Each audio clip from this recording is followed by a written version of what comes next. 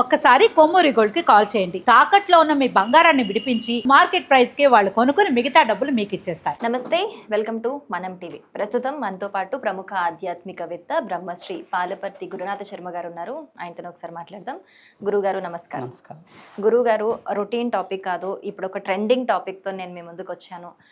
ఇప్పుడు యావత్ దేశమంతా కూడా మాట్లాడుకుంటుంది టీవీకే పార్టీ గురించి. అతి తక్కువ కాలంలో పార్టీ పెట్టిన అతి తక్కువ కాలంలో సినీ రంగం నుంచి ముఖ్యంగా ఫస్ట్ సీఎం అయి చూయించిందైతే ఫస్ట్ మనకి ఎన్టీఆర్ గారు, ఎంజీఆర్ గారు తర్వాత అయితే మనకి తలపతి విజయ్ గారిని అందరూ కూడా పొగుడుతూ ఉన్నారు. అంటే యావత్ దృష్టి అంతా కూడా ఇప్పుడు ఆయన మీదే ఉంది.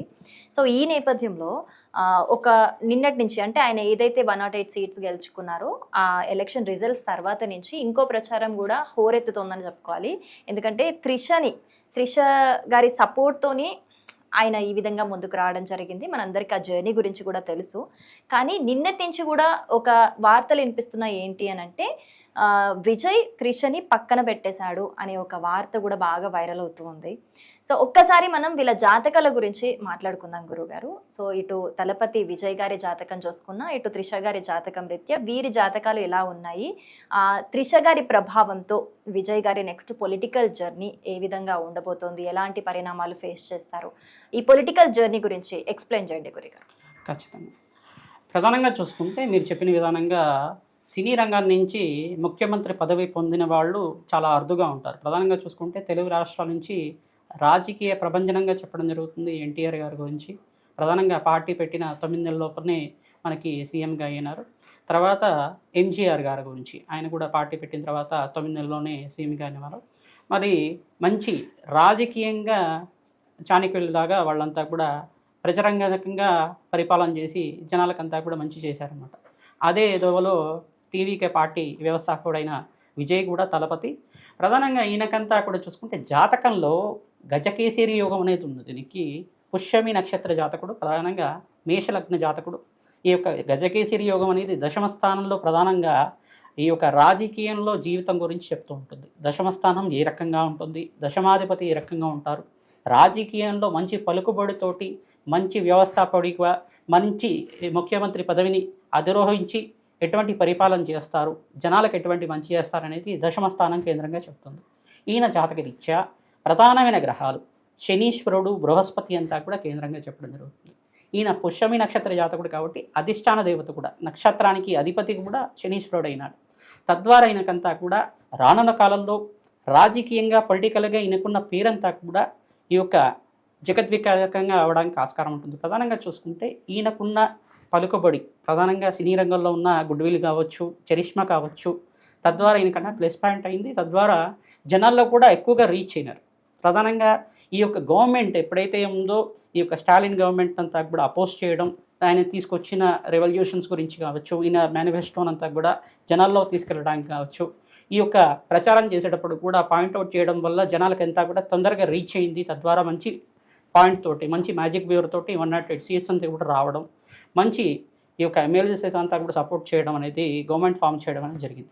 రాజకీయంగా ఇది అఖండమైన పుణ్యయోగంగా చెప్పడం జరుగుతుంది. పూర్వజన్మలో సుకృతం ఉంటే కానీ ఇటువంటి యోగాలు రావు. పూర్వజన్మలో యోగాలు ఉండాలి, జాతకరీత్యా కూడా ఆ యోగం అనేది ఉండాలి.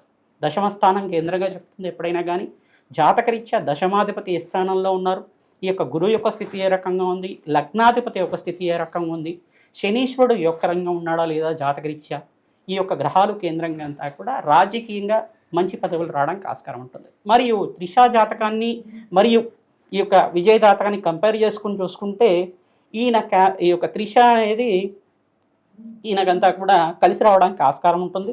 కానీ పొలిటికల్గా కూడా తటస్థంగా ఉండడానికి ఆస్కారం ఉంటుంది. 50-50 ఛాన్సెస్గా చెప్తుంది. క్యాబినెట్ మినిస్ట్రీ అనేది రాకపోవచ్చు, కానీ ఏంటంటే ఈ ఒక లైఫ్ జీవితం అనేది ఆనందప్రదంగా ఉండడానికి ఆస్కారం ఉంటుంది. త్రిష ఒక జాతకంలో పొలిటికల్ కెరియర్ కన్నా ఈ యొక్క విజయ్తో పాటు ఆనందమైన జీవితం జీవించడానికి ఆస్కారం ఎక్కువగా ఉంటుంది. త్రిష జాతకంలో ఏంటిదంటే ఒక మినిస్ట్రీ లెవెల్ కావచ్చు, ఎమ్మెల్యే లెవెల్ కావచ్చు, కొంచెం రావడానికి కొంచెం సమయం పట్టడానికి ఆస్కారం ఉంటుంది.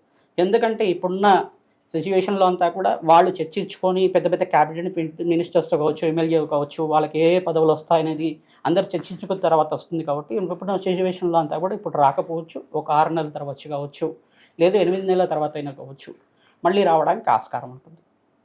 ప్రతినిత్యం కూడా ఏంటిదంటే ఈ జాతకరీత్యా ఎప్పుడైనా కానీ కొన్ని గ్రహాల యొక్క ప్రభావం చూస్తుంది. ఇప్పుడు గోచార చక్రంలో అంతా కూడా రాహుకేతుల యొక్క స్తంభంలో అంతా కూడా ఉంది. ఈ యొక్క ప్రభావం అనేది త్రిషా జాతకం కూడా కనబడుతూ ఉంటుంది. దీని నుంచి బయటపడడానికి కొన్ని వాళ్ళు పరిష్కార మార్గాలని చూసుకోవడం వల్ల కూడా మంచి రాజకీయ భవిష్యత్తు రావడానికి ఇద్దరికి కూడా మంచి ఆనందమైన జీవితం జీవించడానికి ఆస్కారం ఉంటుంది. ఈ యొక్క త్రిషా జాతకంలో కూడా మంచి రాజయోగాలు ఉన్నాయి. మరియు ఈ యొక్క విజయీ జాతకంలో కూడా విశేషమైన గజకేసరి యోగము మరియు శని యొక్క ప్రభావము, విశేషమైన పుణ్యఫలితము, బృహస్పతి యొక్క పుణ్యఫలితం వల్ల, పుష్యమి నక్షత్ర జాతకుడు అవ్వడం వల్ల, మేషలగ్న జాతకుడు అవ్వడం వల్ల అఖండ రాజయోగాలు మంచి రాజకీయంగా ప్రపంచంగా జగద్విఖ్యాతంగా అవడానికి ఆస్కారం ఉంటుంది. మంచి రెవల్యూషన్ మేనిఫెస్టో తీసుకొస్తాడు. ప్రజలకంతా కూడా జనరంజకమైన పరిపాలన తీసుకురావడానికి ఆస్కారం ఉంటుంది.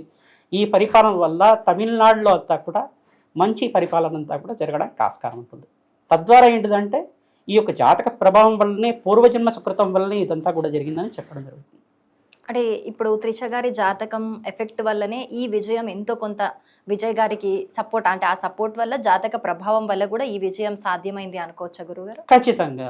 ఇంతకుముందు ఇన్ని రోజుల దాకా లేని త్రిష అంతా కూడా ఎప్పుడైతే పొలిటికల్ కెరియర్ మొదలు పెడుతున్నారో అప్పుడే ఇద్దరు కూడా సాంఘికంగా తిరగడం అనేది జరుగుతుంది. ఇద్దరు కూడా మంచి ఈ యొక్క శుభకార్యాల కోసం, పెళ్ళిళ్ళ కోసం కావచ్చు, ఫంక్షన్ల కోసం కావచ్చు, ఇద్దరు కలిసి వెళ్ళారని చెప్పేసి వాళ్ళంతా కూడా కొన్ని సపోర్ట్స్ వల్ల వెళ్తున్నారు. కొన్ని ఈ యొక్క రిలేషన్షిప్ డెవలప్మెంట్ అవ్వడం అనేది జరుగుతూ ఉంటుంది. ఇదన్నీ కూడా వ్యవహారం అనేది వాళ్ళది పర్సనల్గా తీసుకోవచ్చు.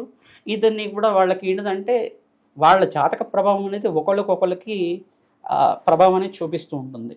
ఒకళ్ళ జాతకంలో అదృష్టం ఉంటే ఇంకొక జాతకంలో కొంచెం దురదృష్టాలు ఉన్నప్పుడు కొన్ని జాతక ప్రభావం ఒకళ్ళ మీద పడుతుంది. అది రిలేషన్షిప్ బాండింగ్ అనేది ఎంతవరకు అనేది దాని మీద డిపెండ్ అయి ఉంటుంది అన్నమాట ఓవరాల్గా. అలాగే, ధన్యవాదాలు. నమస్కారం.